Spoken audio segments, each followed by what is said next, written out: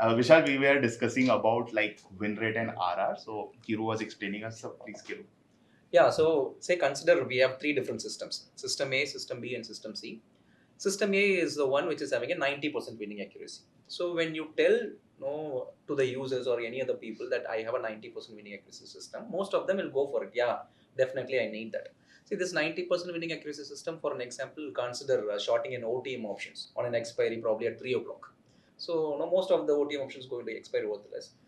They may make say 1,000 rupees or 2,000 rupees on that trade, but from their perspective, if I make 10 trades, 9 trades is going to be profitable. So that's 9 out of 10, 90%. So 90%. But that one trade, what happens? They don't explain it because for them it is winning accuracy, 90% winning accuracy.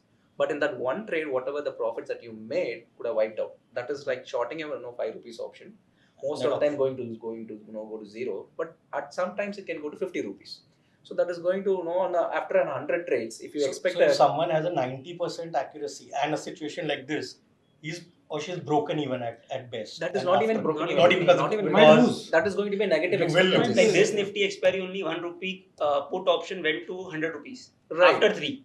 So after 100 trades, if you calculate the expectancy, that is going to be negative. So even if you take a 10% winning accuracy, which is like same ulta buying a 5 rupees option, a hero or zero game.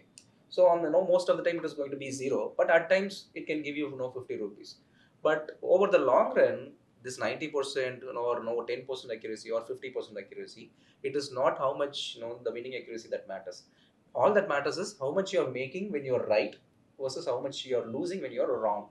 Based on that, when you calculate the overall expectancy, that is going to tell you on 100 trades, this specific trade is going to be a profitable system or not. So instead of just relying on winning accuracy, when you calculate that with risk reward ratio, what you said, then that will give you a clear cut idea, okay, whether you should go with that or not.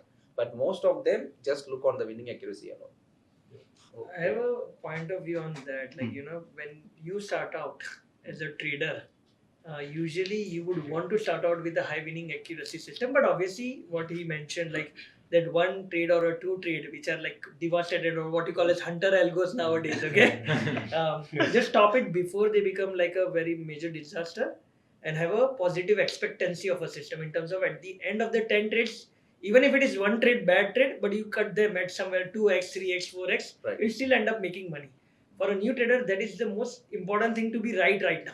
Yeah. And then eventually, maybe once he gets more experience, he would want to go for a lower winning ratio, but a higher risk to reward ratio.